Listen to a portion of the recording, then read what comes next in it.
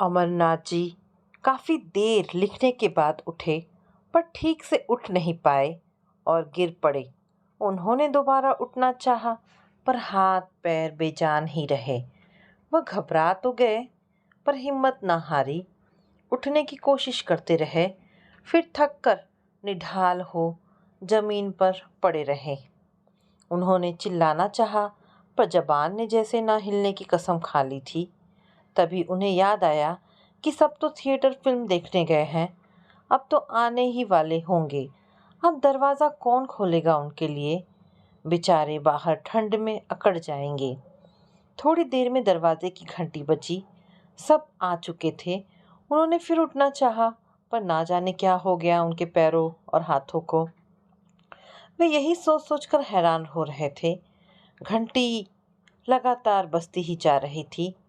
शारदा तो बेटे बहुओं के साथ अकेली जाना ही नहीं चाह रही थी, पर उन्हें कुछ काम करना था, सो जबरन ही उसे बेटों के साथ भेज दिया था। वह तो बहुएं बड़ी जिम्मेदार हैं, लायक हैं। उन्हें यह विचार ही नहीं आता कि सास ससुर को उनके साथ नहीं लगना चाहिए।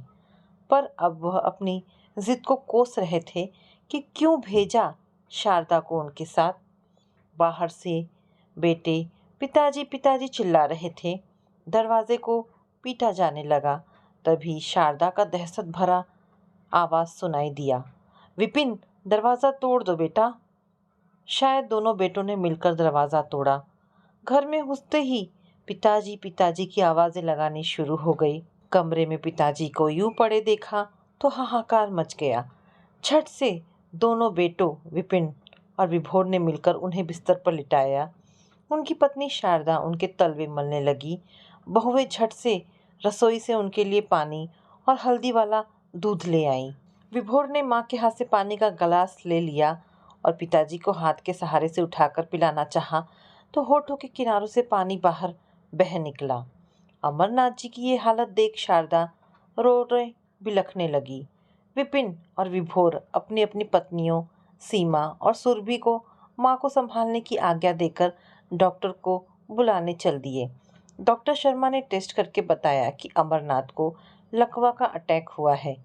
ये सब सोचकर सब अचंभित रह गए कि अब क्या होगा। सबको अब अपनी दुनिया अंधेरी नजर आने लगी। डॉक्टर शर्मा ने दवाइयाँ और मालिश के लिए तेल लिख दिया और कहा, संभालिए आप सब अपने आप को। यदि आप सब घबरा जाएंगे तो इन्हें कौन संभालेगा। देखिए, इनके जीवन को तो कोई खतरा नहीं है, पर कब तक ठीक होंगे ये कहना मुश्किल है। सेवा कीजिए, दवा दीजिए, शायद आप सब आपकी मेहनत रंग लाए और अमरनाथ जी ठीक हो जाए। और हाँ, घर का माहौल शांत और खुशनुमा रखिए। आप सब हाहाकार मचाएंगे तो मरीज का मन कैसे शांत रहेगा। फिर तो परिवार में हर किसी की दिनचर्या ही बदल गई। फिक्र भरी सुबह तो दोपहर व्यस्त हो गई, शामें चिंतित और रातें दुखदाई हो गई। विपिन और विभोर ने दफ्तर से कुछ दिनों की छुट्टियां ले ली, पर आखिर कब तक घर बैठे रहते। सबकी अपनी अपनी उलझनें और परेशानियां थी, अपने अपने काम थे। पर अमरनाथ जी कितने उदासीन, कितने बेबस हो गए थे, ये कौन समझ सकता है। आखिर कोई भी माता पिता अपने बच्चों को परेशान नहीं करना चाहता, पर नियति के आगे किसकी कब चलती है। बेटों और बहू ने मिलकर ये तय किया कि अभी रीता दीदी को खबर नहीं की जाए। कितनी दूर सिंगापुर से आ तो पाएंगी नहीं, पर चिंतित बहुत होंगी। बच्चों को भी सख्त हिदायत दे दी गई कि रीता बुआ का फ़ोन आए तो दादाजी के बारे में उनसे कुछ ना कहा जाए। रीता का फ़ोन आने पर जब वह पिताजी से बात कराने को कहती तो अलग अलग बहाने बना दिए जाते। रीता से क्या बात कर पाते, वह तो जबान ही ना हिला पाते। एक फिजियोथेरेपिस्ट रोज आकर अमरनाथ जी को हल्के व्यायाम करा जाता। पिताजी को नहलाने धुलाने और उनकी साफ सफाई करने के लिए एक आदमी की व्यवस्था कर ली थी। मालिश का काम कभी कभी वह नौकर तो कभी शारदा करती। डॉक्टर की सलाह के कारण पिंकी और अथर्व को दादाजी के कमरे में ज़्यादा देर तक रुकने को मना कर दिया गया। इसीलिए बच्चे भी कम ही जाते थे। अमरनाथ जी कमरे में अकेले पकड़े अमरनाथ जी कमरे में अकेले पड़े पड़े उब गए थे। बेटे तो कामकाजी थे, सो वे घर में कम ही रहते थे। बहुएं कमरे में उनका खाना, चाय, दूध, नाश्ता आदि लेकर आती और माँ को पकड़ाकर चली जाती। साथ ही कहती कि माँ जी कुछ और ज़रूरत हो तो आवाज़ लगा दीजिएगा। फिर वे दोनों अपने अपने कामों में व्यस्त हो जाती। पिताजी की बीमारी से काम भी तो बहुत बढ़ गए थे। पहले तो उनकी मालिश बेटे करते थे, पर अब माँ और कभी कभी नौकर सुंदर कर देता था। शारदा उनसे दिन भर की बातें करती, पर पिताजी की तरफ से कोई उत्तर नहीं आ पाता। तो धीरे धीरे बोलने का नियम कम होते होते समाप्त सा हो गया। वह भी बस ज़रूरत भर की ही बातें करने लगी। अमरनाथ जी ने कई बार अपनी पत्नी शारदा से कहने की कोशिश की कि बच्चों को कमरे में खेलने दिया करो, कुछ तो मन लगे, पर गो गो का स्पष्ट आवाज़ ही निकल पाता। शारदा पूछती ही रह जाती कि क्या कहना चाह रहे हो, पर स्वतः उनकी बात समझने में असफल ही रहती। अमरनाथ जी बहुत लाचार हो जाते।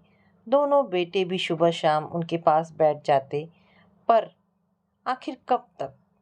बाद में तो दफ्तर से आकर हालचाल पूछकर अपने अपने कमरों में घुस जाते या बाहर आंगन में सब साथ बैठकर बतियाते। बहुएं भी वहीं बैठकर कुछ ना कुछ करती और बच्चे या तो खेलते या फिर पढ़ते, पर पिताजी के कमरे में जाने की उन्हें मनाही थी। शारदा भी अब अमरनाथ जी का काम निपटाकर बहू बेटों के साथ आंगन में बैठने लगी। अब पिताजी ज़्यादातर दिन भर अकेले ही पड़े रहने लगे।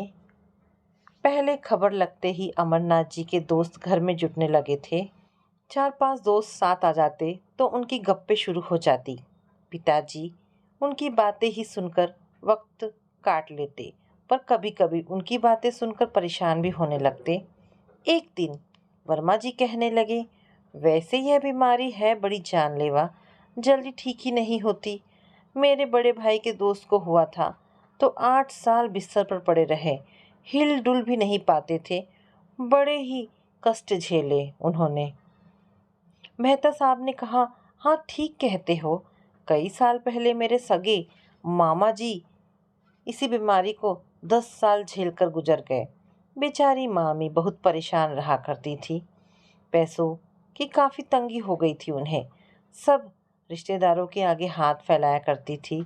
शुरू में तो सबने सहायता की, पर धीरे धीरे सबने हाथ खींच लिए।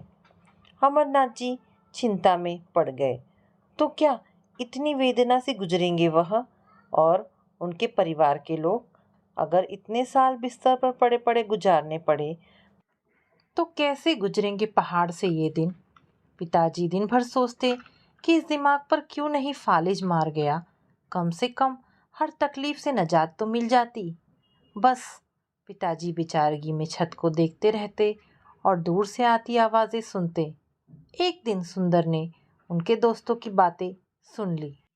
वह उस समय पिताजी की मालिश कर रहा था। कई दोस्तों उन्हें खूब तसल्ली देते, परंतु कुछ ऐसे खर दिमाग होते हैं कि कहाँ क्या बात करनी चाहिए इसकी समझ नहीं रखते। तो सुंदर ने महसूस किया कि इन दिल बैठा देने वाली बातों को सुनकर पिताजी का रंग उड़ गया है। उसने बाद में सारी बातें ज्यों की त्यों विपिन और विभोर को सुना दी।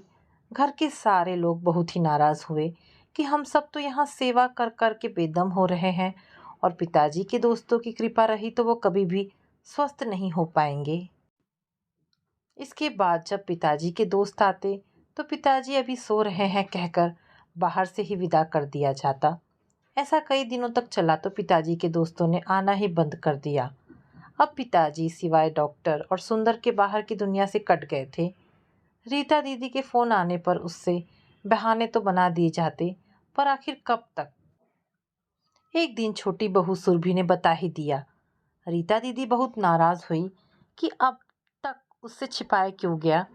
क्या विपिन और विभोर नहीं चाहते कि वह मायके आए? भाइयों ने बहुत समझाया कि ऐसा नहीं है, वो इतनी दूर है कि आसानी से आ नहीं सकती, तो उसे परेशान नहीं करना चाहते हैं। इसके अलावा ना बताने के पीछे कोई और इरादा नहीं था। और सच में रीता दीदी फौरन नहीं आ पाई। हाँ, उसके फ़ोन अब पिताजी के हालचाल को जानने के लिए जल्दी जल्दी आने लगे। एक दिन जाने क्या हुआ कि पिताजी को घर में हो हल्ला, चीख पुकार सुनाई पड़ने लगी। उनके काम लोग बदसूर कर रहे थे, पर उन्हें कोई कुछ बता नहीं रहा था। सुंदर की तरफ पिताजी पूछने वाली निगाहों से देखते, पर वह भी चुप ही रहता। जिज्ञासा उन्हें खाए जा रही थी। 2 दिन बाद छोटा बेटा विभोर आया। वो बहुत ही गुस्से में था और चुपचाप उनके पास बैठ गया। उन्होंने बड़े प्यार से सवालिया निगाहों से उसे देखा। विभोर अचानक फट पड़ा। पिताजी, आप भैया को समझा दे, बात बात पर मुझको डांटे नहीं। अब मैं बच्चा नहीं रहा, खुद बाल बच्चों वाला हूँ।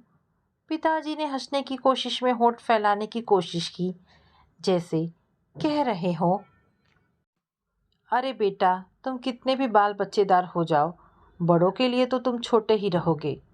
विभोर ने फिर कहा, भैया अब बात बात पर मुझसे उलझने की कोशिश करते हैं, ये मुझे अब बर्दाश्त नहीं।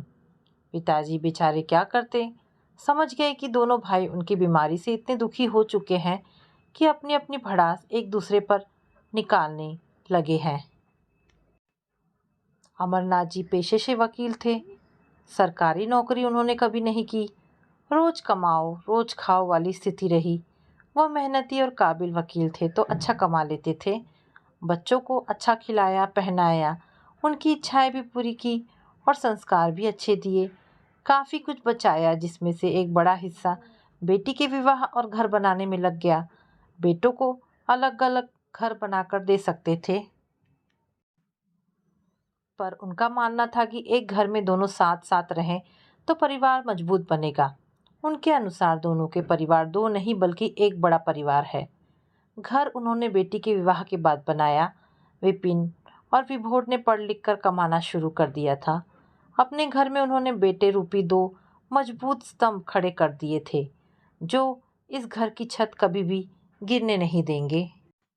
बहुएं भी उन्होंने अपनी पसंद की चुनकर लाई थी। मध्यम वर्ग की संस्कारी लड़कियां, जो अब तक उनकी कसौटी पर खरी उतरी थी। सीमा और सुरभि मिलजुल कर ही रहती, काम भी मिलजुल कर करती। कभी कोई कटुता दोनों के बीच आई हो, ऐसा कभी नहीं लगा। अगर कोई चिल्लपो रही हो घर में, तो वह घर के बच्चों के मासूम झगड़े ही थे। अपना परिवार उनका ऐसा किला था जिसको कोई भेद नहीं सकता था। बड़ा सुखद जीवन चल रहा था कि अचानक इसमें इस लकवा रूपी बवंडर आ गया। आज अपने इस बेटे के उखड़े हुए रूप को देखकर वे दहल गए कि कहीं यह बवंडर उनके घर को तिनके तिनके कर ना ले उड़े। पर एक विश्वास था उन्हें कि उनके द्वारा निर्माण किए हुए ये 2 मजबूत स्तंभ ऐसा नहीं होने देंगे। पर अब डर तो बना रहेगा ही। ऐसे में एक दिन खबर आई कि रीता अपने पति अरुण और बच्चों सहित आ रही है। एक निरस्ता भरे माहौल में उल्लास की लहर दौड़ गई। वह पिताजी की बीमारी के 2 वर्ष बाद आ पा रही थी। रीता दीदी आई। वह और उसके दोनों बच्चे पिताजी के पास बैठते, वहाँ ताश, लूडो और तरह तरह के खेल खेलते और अपने मामा के बच्चों को भी अपने साथ खेलने को उकसाते। विपिन, विभोर के बच्चे बड़े असमंजस में पड़ गए कि क्या वे भी दादाजी के कमरे में खेल सकते थे। इन दोनों को कोई क्यों नहीं मना करता दादाजी के पास जाने को। पर रिश्ता ही ऐसा था कि उन पर किसी भी प्रकार का बंधन नहीं डाला जा सकता था। रीता दीदी के जोर देने पर विपिन व विभोर ने भी अपने बच्चों को दादाजी के पास हुड़दंग मचाने की अनुमति दे दी। क्या पता ऐसे ही कुछ फायदा हो जाए। अभी तक तो पहले जैसी ही स्थिति है। यह बदलाव अमरनाथ जी के लिए सुखद था। अब तक रीता कहाँ थी। अब उनका मन लगने लगा। धीरे धीरे उनमें जीने की इच्छा जागने लगी। गो गो का स्वर धीरे धीरे अस्फुट शब्दों में परिवर्तित होने लगा। उंगलियों में हरकत होने लगी। सभी तो खुश लग रहे थे इस सुधार से। रीता के वापस जाने का समय करीब आ रहा था। एक दिन जब रीता और बच्चे पिताजी के पास बैठे थे कि विपिन व विभोर अपनी अपनी पत्नियों सीमा और सुरभि के साथ आ गए। बच्चों को बाहर भेज दिया गया। पिताजी का दिल बैठने लगा। ऐसी क्या बात है जो बच्चों के सामने नहीं हो सकती? बड़े बेटे विपिन ने अटकते हुए कहना शुरू किया, पिताजी, हमें आपको कुछ बताना है। रीता बोली, क्या बात है विपिन? विपिन बोला, दीदी, ये बड़ी अच्छी बात है कि आपके आने से पिताजी की स्थिति में सुधार आ रहा है, पर हाँ पर क्या? बोलो। विपिन थूक निकलते हुए बोला, दीदी, पिताजी की बीमारी के कारण अब हम दोनों की स्थिति ठीक नहीं है। वह आगे कुछ कहता कि रीता ने आंखें तरेरी और चुप रहने का इशारा किया, पर दोनों भाई तो ठान कर आए थे, सो चुप कैसे रहते? पिताजी, विभोरा की बीमारी का कुछ भी खर्चा उठाने को तैयार नहीं है। अभी तक मैं अकेला ही सब खर्चे का बोझ उठा रहा हूँ। विभोर, जो अब तक चुप था, बोला, पिताजी, आप तो जानते ही हैं कि मेरी इसकी जितनी सैलरी नहीं है। तो मैं क्या करूं अगर तुम्हारी सैलरी कम है? विपिन बोला, आखिर मुझे भी तो अपने परिवार के भविष्य का ख्याल रखना है। तुम्हारा अपना परिवार, लेकिन मैं तो समझती थी कि यह तुम पूरा परिवार एक ही है। नहीं है क्या? रीता ने कहा। दीदी, किस जमाने की बात कर रही हो आप? अब वह जमाना नहीं है जब सब एक साथ हंसी खुशी रहते थे।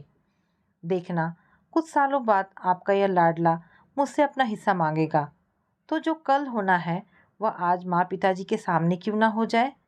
कुछ तो शर्म करो तुम दोनों। पिताजी को ठीक तो होने दो। बेशर्मी करने से पहले।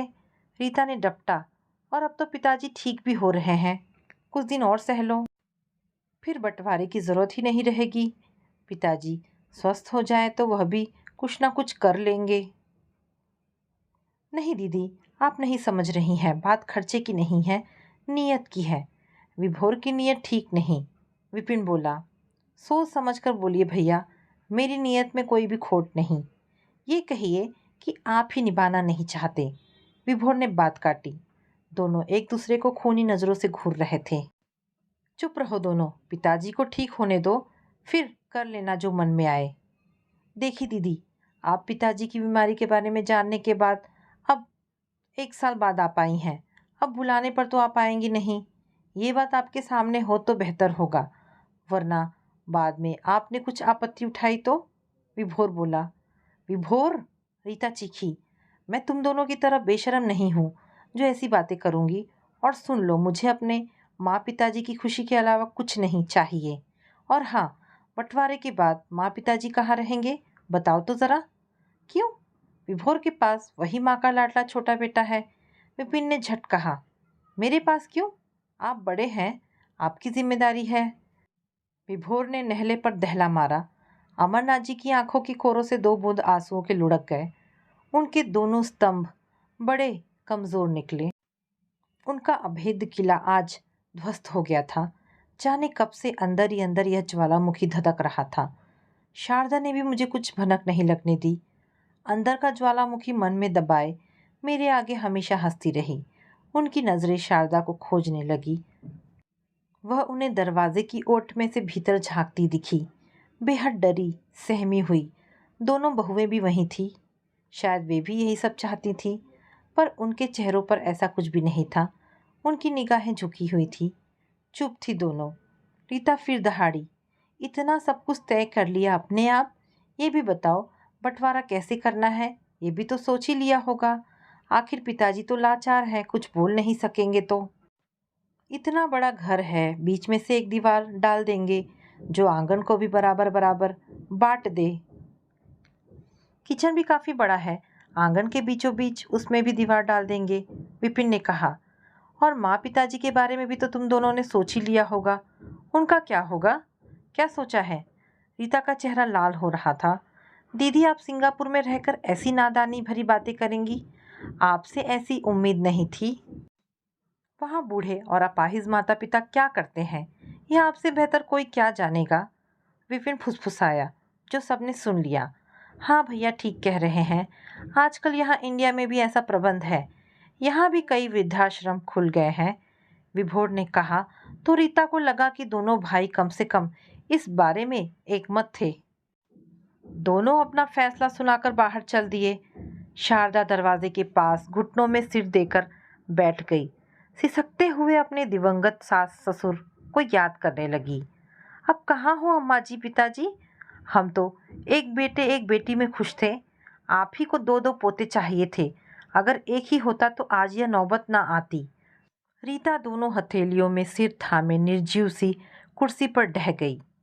जीजा जी, जो अब तक चुप थे, उन्होंने चुप ही रहने में अपनी भलाई समझी। कहीं यह ना हो कि दोनों सालों को डांटे तो वह यह ना कह दें कि जीजा जी, आपको क्या कमी है, आप क्यों नहीं ले जाते अपने साथ माँ पिताजी को। अमरनाथ जी बेबस परेशान अपने दिए संस्कारों में गलतियां खोज रहे थे। जिस विश्वास से उन्होंने अपने अटूट परिवार की नींव डाली थी, वह विश्वास ही खंड खंड हो गया था। सब कुछ तो उनके तय किए हुए खाके पर चल रहा था। शायद ऐसे ही चलता रहता अगर उन पर इस लकवे का कहर ना टूट पड़ता। आहिस्ता आहिस्ता अमरनाथ जी की हालत दिन पर दिन और खराब होने लगी। वे सदमा बर्दाश्त नहीं कर पा रहे थे। वे नहीं चाहते थे कि उनका परिवार उनके जीते जी टूटकर बिखर जाए। इसीलिए बिखरने से पहले ही उन्होंने इस संसार से विदाई ले ली। तो दोस्तों, ये कहानी यहाँ पर समाप्त होती है। आशा करती हूँ कहानी आपको पसंद आई होगी। अगर कहानी पसंद आई है तो प्लीज़ इसे लाइक एंड शेयर करें। दोस्तों, ऐसी ढेरों पारिवारिक और शिक्षाप्रद कहानी सुनने के लिए मेरे चैनल को प्लीज़ सब्सक्राइब करें। धन्यवाद दोस्तों।